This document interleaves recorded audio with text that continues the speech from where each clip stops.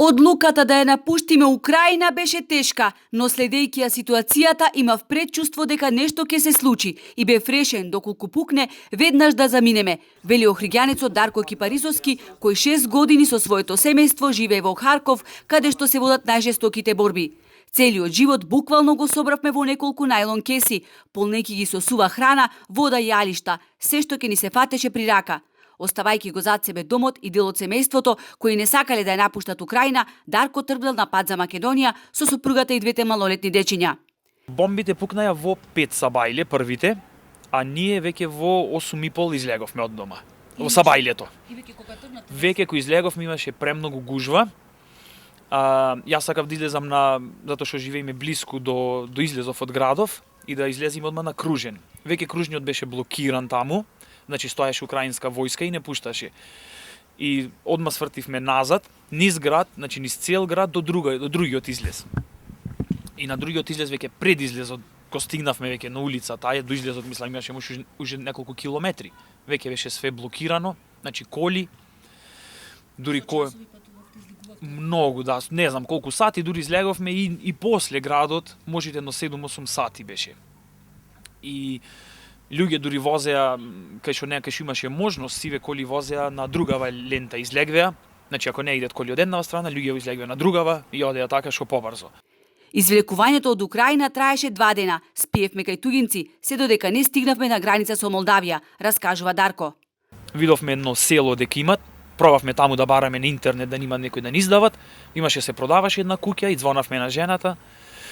И таа рече куќата се продават, ама нема ништо, натре е ладно, немат вода, немат струја. И рече дајте, ни помогна, побара од кај други и не смести кај една друга жена таму кај незе. Молдавија стигнавме, имаше големи редици и ни рекоа дека овдека се чекат по 24 до 48 сати. И имаше луѓе доста, значи, кои што помагаја, носеа украинци на граница, носеа јадење, имаше комби на стоја кои што даваја чај, кафе, супа, пример, пире за децава, сендвичи, благи работи, вода цело време, сок. Цивили, да, цивили кои што затоа што пред границава имат градче мало, малечко ептен градче. И сите што се со деца нудеа, значи имаше еден човек кој што одеше и ги сместуваше во некои си фамилии. Значи некој што може од градчево да земит. Во Молдавија и Романија, уште на граничниот премин, волонтери им давале сим картички и ги упатувале сместувајќи ги во приватни куќи или хотели. Дарко со нас ја сподели случката во Романија, каде непознати луѓе, дечиња им купувале намирници на своите врсници, а една постара жена на коленици ги молела да ги земат парите, ставајќи им ги во рака. Тоа се трогателни моменти кои емотивно тешко се доживуваат. Без оглед од каде доаѓаме, ние сме сите луѓе, вели Дарко. Све е бесплатно, све е платено, ни рекоа, све е платено. Сегде, да, ништо, значи све ни рекоа све е платено, нема што да плаќате. Не прашаја ако сакате сеите 2 или 3 дена, колку што сакате. Бугарија ако требаше да полнам бензин, затоа што имав, реков ке наполнам покасно, се застанав на бензинска, еден човек исто ми викат од Украина да идете дам, викам јас ќе оплатам бензинов. А викам ама имам пари, викам зошто не, зошто? Не, викат јас сакам да помогнам. Кога стигнале дома на македонска граница, им барале да платат 50 евра за зелен картон на сите кои во тој момент доаѓале од Украина. Извините, рекоа, немој не е ништо до нас, демек мора да платите зелен картон.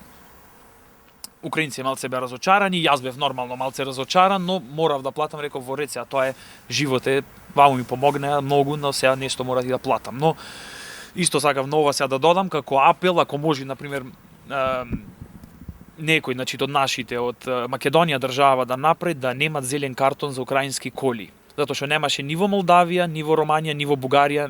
По 6-дневно патување и 2500 километри, Дарко и неговото семејство се во родниот Охрид, но тој постојано контактира со 30-тината македонци кои се уште се заглавени во Украина. Ако некој поминви од таму да ги земи од на граница, дали од Романија, дали од Бугарија, навака. Затоа што сите колку што знам што се таму останати се без кола, се, но како ќе стигнат, или со воз, или со автобус, што ќе имат да ги земит некој. Што било, Дарко, како е ситуацијата таму? Што пишува во библиотеката?